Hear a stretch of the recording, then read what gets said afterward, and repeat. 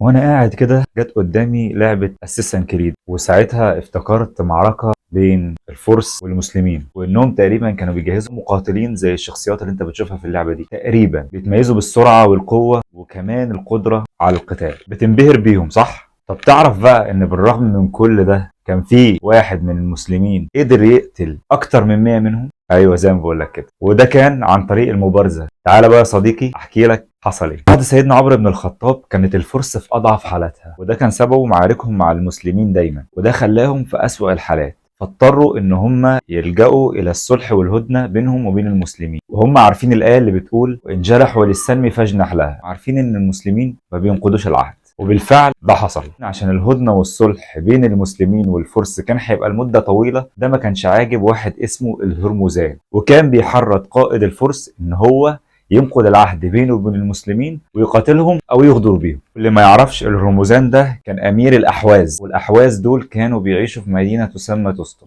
تعال بقى اقول لك وصف مدينة تستر العجيبة دي. المؤرخين وصفوا مدينة تستر عنها مدينة فائقة الجمال ومدينة عجيبة، مدينة مليئة بالخضار والطبيعة والأنهار، وكان ليها أسوار عالية وضخمة، وكمان المدينة دي كانت حصينة جدا. تخيل معايا مدينة أسوارها عالية وضخمة. الهرمزان كان كمان عامل خندق حوالين الأسوار دي، والخنادق دي كانت خنادق عميقة اللي ينزل فيها ما ينجوش منها. بحيرات بشلالات خلابة الجمال، وكمان قاعات البحيرات دي كانت متبلطة بالرصاص. تحت البحيرات دي في أنفاق، كانت الأنفاق دي بتودي من البحيرات لحد الأنهار. أقدر أقول لك كده إن المدينة دي كمان كانت على مكان مرتفع محدش يقدر يوصل له بسهولة، وكان شكل الصخرة وزي ما وصفوا المؤرخين شبه الحصان كده، صعب إن أنت توصل لها. فوق كل ده كان الهرمزان مجهز كمية مقاتلين قوة إيه وسرعة إيه وحاجة، يعني محصن من جوه ومن بره. أبو موسى الأشعري كان ساعتها أمير الكوفة، أو حاليا أمير العراق، وبسبب إنهم نقضوا العهد بينهم وبين المسلمين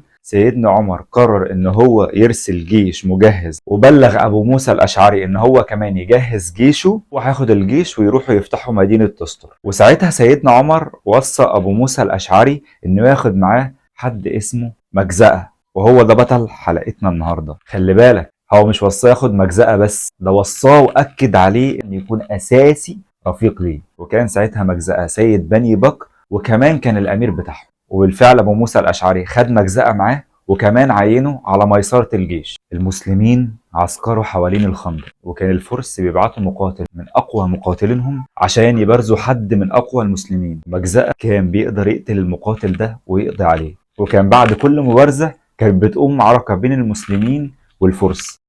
تخيل معايا كده 80 معركة في 18 شهر. الفرس ساعتها أدركوا إن أي حد من المقاتلين بتاعهم هيواجه مجزأة أكيد هيموت، وده عمل خلل في معنويات الفرس ورفع من معنويات المسلمين. وساعتها أبو موسى الأشعري أدرك ليه سيدنا عمر وصاه إن هو ياخد معاه مجزأة في المعركة دي. الفرس بقى عشان يبتدوا يكسبوا نقط في صالحهم بدأوا يطلعوا على أسوارهم. ساعتها المسلمين كانوا مكشوفين حوالين السور لأنهم كانوا مخيمين تحتيه، وبدأوا يضربوا عليهم السهام عشان يقتلوا فيهم، وده أدى لسوء أحوال المسلمين ساعتها. بس الأكيد إن المسلمين ما استسلموش وقرروا إن هم يصعدوا السور. ساعتها بقى الفرس قرروا يعملوا حاجة غريبة، جابوا سلاسل وفي اخرها خطافات. الخطافات دي سخنوها على النار لحد ما احمرت وبقى لونها وردي، يعني بقت شديدة السخونة، وبدأوا يحدفوها على المسلمين وهم بيصعدوا الاسوار. وبالفعل الخطاف كان يخش جسم الجندي ما يطلعش غير باللحم، ويموت الجندي وهو في طريقه في صعود السور.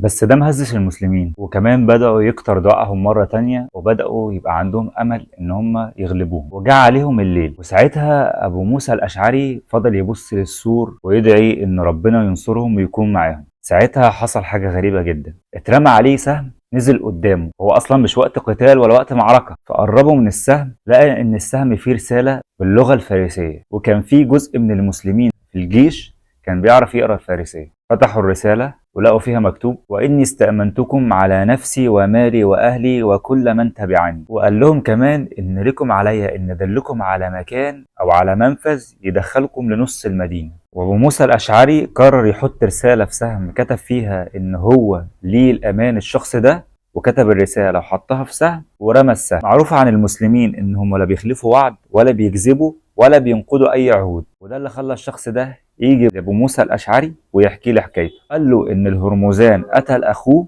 واعتدى على بيته وماله، وانه كمان كان من سادة القوم، وانه مقابل انهم يدلهم على المنفذ او على المدخل اللي يدخلهم المدينة ان هم يأمنوه من الهرمزان، بس عايز واحد جريء وشجاع ويحفظ الطريق عشان لما يرجع يقدر يدل المسلمين على الطريق ده ويخشوا من خلاله. وبالفعل ابو موسى الاشعري رشح مجزأة تاني مرة هيرشحه ان هو يروح مع الشخص ده ويخش ويوصل نص المدينة ويعرف الطريق ويرجع ياخد جزء من المسلمين عشان يخشوا المدينه. في الاول لما قلت لكم اللي في انفاق بين البحيرات والانهار بره، كانت الانهار دي بتدخل ميه للبحيرات دي بشلالات. هو كان في نفق فيهم سري يودي على نص المدينه، والنفق كان مظلم وكان شويه يوسع وشويه يضيق، وكان ارتفاع الميه ما بين ان هي توصل لنص رجله او يمشي وهو موطي او يسبح في الميه عشان يعدي في النفق. النفق ما كانش ليه رتم ثابت، والدليل ده خد مجزأة نص المدينه. وكان ابو موسى الاشعري موصي مجزأة ان انت تعرف مكان الهرمزان بس اوعى تقتله، مهما سولت لك نفسك ومهما كنت غاضب او متضايق منه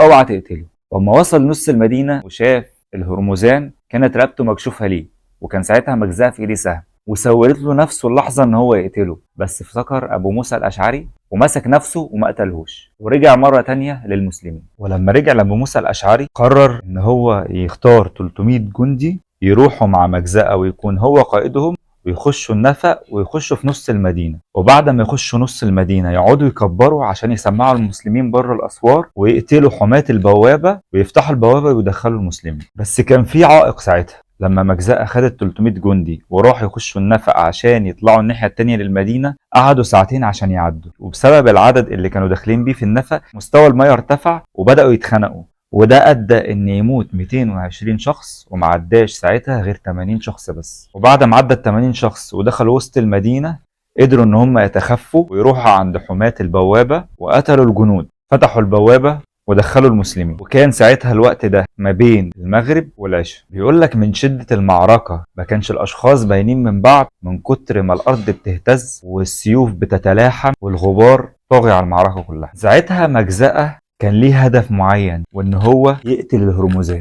وكان بيدور عليه وهو بيقاتل. فعلا لقاه وهو بيجري عليه بسيفه عشان يقتله. كان بالنسبة له عائق حراس الهرمزان، وده خلى الهرمزان اختفى ساعتها، وقعد يقاتلهم لحد ما قتلهم، وقعد يدور عليه مرة تانية وبالفعل لقاه. واما جاي نط بسيفه على الهرمزان عشان يقتله، الهرمزان خد باله ولفله وصدر سيفه، وده ادى ان السيف يخش في صدر مجزأة ويموت في الحال. وخلال المعركة الهرمزان كمان قتل البراء بن مالك، وبكده يكون قتل 2 من اعظم الصحابة. بس المسلمين ما يأسوش وقعدوا يكبروا وكملوا المعركة، وفعلا هم اللي انتصروا وأسروا الهرمزان وخدوه كمان لسيدنا عمر بن الخطاب في المدينة. يكون أكبر سبب في انتصار المسلمين في المعركة دي الشهيد العظيم مجزأة. سيدنا عمر قال للهرمزان ساعتها: كيف رأيت وبال الغدر؟ الهرمزان رد عليه وقال له: لما كنتم في الجاهلية ربنا ولا كان معانا ولا معاكم، وكنا بنغلبكم. دلوقتي انتم انتصرتوا علينا عشان ربنا معاكم. الهرمزان كان بيشرب الماء وايديه بترتعش، فسيدنا عمر سأله: انت ايديك بترتعش ليه؟ قال له ان هو خايف يقتله وهو بيشرب الميه. قال له: لا بأس بك حتى تشرب. فراح الهرمزان قال له: اقول لك ايه سبب غدرنا ليكم، بس بشرط واحد، انك تأمني. قال له: لا بأس بك حتى تخبرني. سيدنا عمر ولا كان هيقتله وهو بيشرب ولا كان هيقتله وهو بيقول له السبب الرئيسي لحد ما ينتهي، وبعد كده هيقتله. كان كل ما يجي يشرب الميه الاناء اللي كان بيشرب فيه كان بيقع منه. فساعتها سيدنا عمر قال لهم ادوا له الاناء عشان يشرب حتى لا يموت قتيلا وعطشانا يعني. فساعتها انس بن مالك قال له: يا امير المؤمنين، لقد قلت له لا بأس عليك حتى تشرب، او لا بأس عليك حتى تخبرني. وده يخليك يا امير المؤمنين انت ما تقدرش تقتله خلاص لانك انت امنته. وساعتها سيدنا عمر غضب شديد من انس بن مالك، قال له: لاقي لي منها مخرج. قال له: لا استطيع. سيدنا عمر غضب مره ثانيه ومسك السيف وراح على الهرمزان وقال له: لو ما اسلمتش انا هقتلك. الهرمزان قال: لا اله الا الله محمد رسول الله، واسلم. قصه ليها بقيه للهرمزان، بس ان شاء الله هنقولها في حلقه تانية باذن الله. اتمنى ان تكون الحلقه عجبتكم واني اكون افدتكم، وما تنسوش اللايك وان انتوا تعملوا اشتراك للقناه وتتابعوا معايا كل جديد وتشجعوني. كان معاكم حكم. السلام عليكم.